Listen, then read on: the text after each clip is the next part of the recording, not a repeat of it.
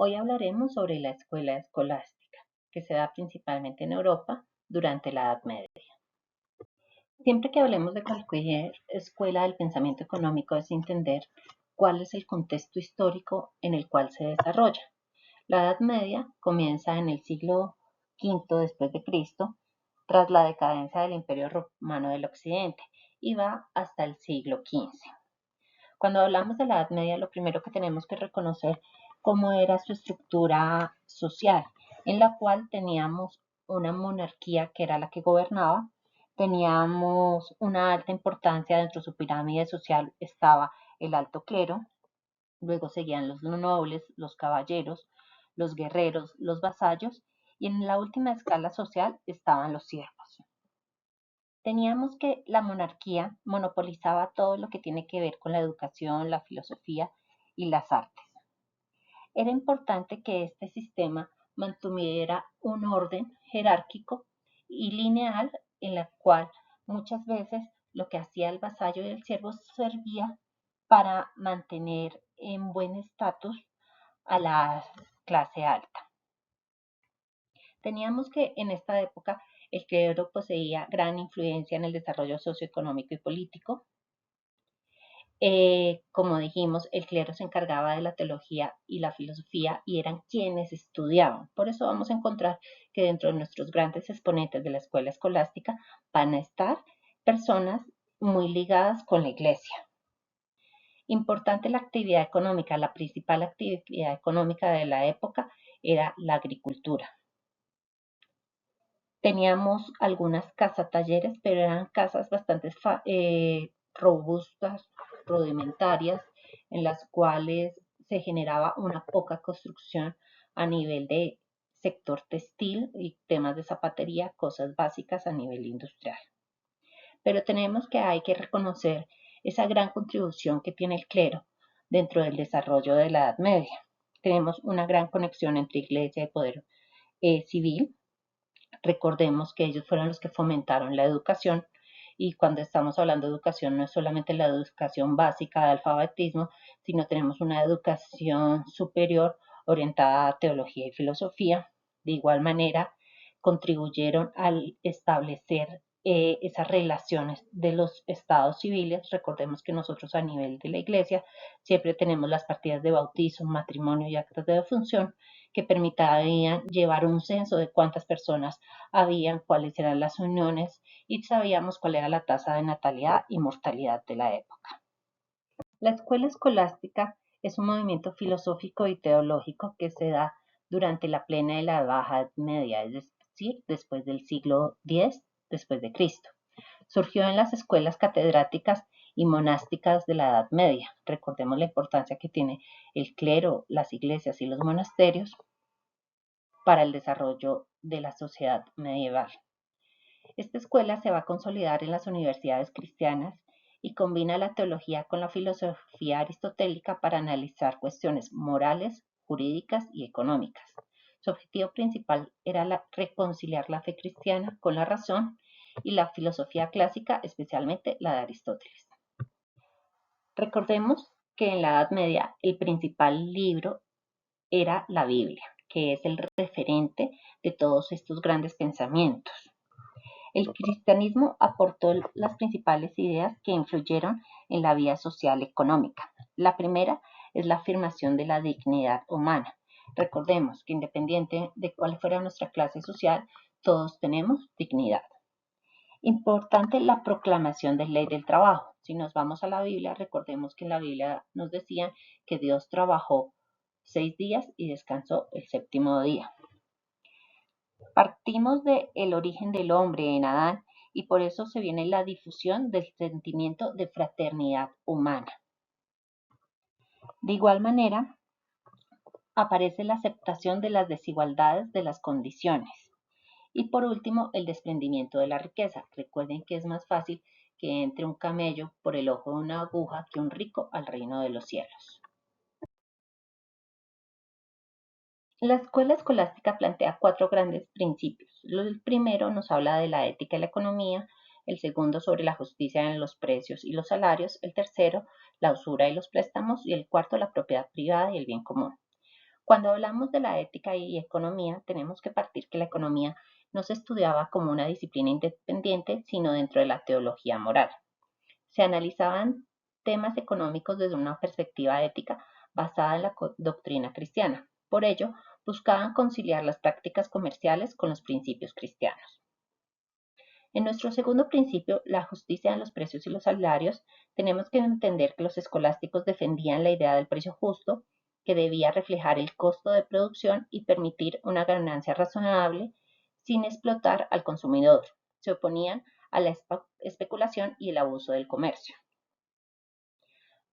Cuando hablamos sobre la postura sobre la usura, condenaban el cobro de los intereses excesivos sobre los préstamos, ya que el dinero no debía generar dinero, sino un esfuerzo productivo. Sin embargo, con el tiempo, algunos escolásticos empezaron a aceptar que cobrar intereses en ciertas circunstancias podía ser legítimo.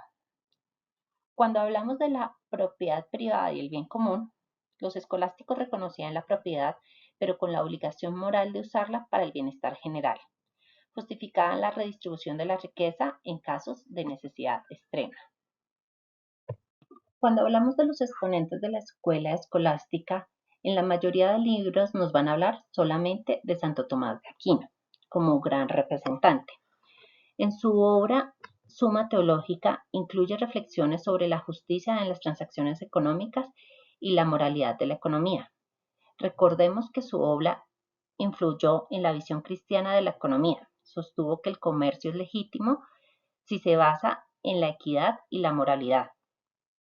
Santo Tomás también manifestaba que la mujer era un hombre imperfecto, nos habló sobre la importancia del precio justo, nos daba el diferencial del valor de uso y el valor del cambio, nos hablaba que el costo de oportunidad era un generador de los sobreprecios de los bienes, principalmente. De igual manera podemos hablar de San Bernardillo de Siena, quien es conocido por sus sermones sobre la ética en los negocios y la usura. También San Antonio de Florencia, quien escribió sobre la justicia en el comercio y la regulación de los precios.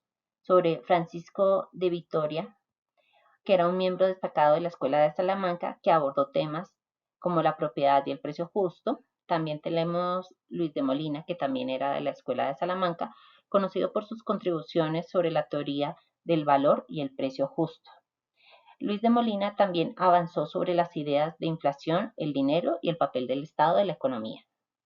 Al estudiar la escuela escolástica es importante tener bastante claridad sobre estas cuatro grandes teorías. La primera, la propiedad. Recordemos que según Santo Tomás, el hombre está llamado a servirse de los bienes materiales para realizar sus fines y por tanto es lícito buscarlos. Los bienes terrenales han sido creados para utilidad de la especie humana y no la especie humana para utilidad de los bienes terrenales. Por ello, el propietario es un simple administrador por cuenta de la sociedad. Nuestra segunda gran teoría es el trabajo y la remuneración. Recordemos que el trabajo dignifica al hombre. Por eso el trabajo ya no era considerado que era humillante y degradante. Por eso también nos hablaban de la importancia de la remuneración. Por eso Santo Tomás nos habla de que debe existir una remuneración justa, que es el pago que permite al individuo vivir decorosamente según la clase social a la cual permanece. Por otro lado, nos habla sobre los cambios y la moneda. Recordemos que toda ganancia es sospechosa en el comercio. La especulación y el acaparamiento son denunciados y castigados. Se mira con desconfianza el comercio por razones morales y religiosas. Recordemos que en la Biblia Jesús sacó a los comerciantes del templo. Frente a la moneda, en esta época se cambiaron muchos tipos de moneda, generaron muchísimas mezclas, no había moneda de buena calidad y de mala calidad, y aquí es cuando se consolida la ley de Gresham, la cual nos dice que la moneda mala expulsa a la moneda buena del mercado. Por último, tenemos la importancia de la población. Recordemos que bajo una cultura cristiana nosotros reconocemos que los hijos son mandados por Dios. Por eso existe una tendencia poblacionista y habla que la única forma para disminuir o mermar la cantidad de población debe ser la castidad. El desarrollo económico que se da durante la Edad Media generaron grandes aportes a la economía. Por un lado, tenemos que la Iglesia ha aportado infinidad de principios aplicados a las empresas. Existe una organización del sistema económico. De igual manera, se inician prácticas de contabilidad con mayor rigurosidad, que es lo que va a dar inicio o consolidación a nuestra contabilidad de partida doble. De igual manera, tenemos que se inician a conformar las pequeñas empresas familiares que eran casas talleres. Tenemos la importancia de la política fiscal, ya que tenían un sistema tributario relacionado con favores recibidos por la corona. Cuando ya pensamos en la escuela escolástica, tenemos que la escuela escolástica marcó un puente entre la moral y la economía que establecieron las bases para desarrollar ideas económicas más modernas. Tenemos que la escuela escolástica influyó en el desarrollo de pensamiento económico posterior que influyeron a lo que es la economía clásica, la teoría del valor, el dinero y el comercio. Los escolásticos españoles o los que son de la escuela de Salamanca se anticiparon a ideas sobre la teoría cuantitativa del dinero y la inflación. Su insistencia en la ética económica sigue siendo relevante en debates sobre el capitalismo y la responsabilidad social, de la cual estamos hablando en la actualidad. En estos libros encontrarás más información sobre la escuela escolástica. Espero hayas aprendido rápidamente los principales principios.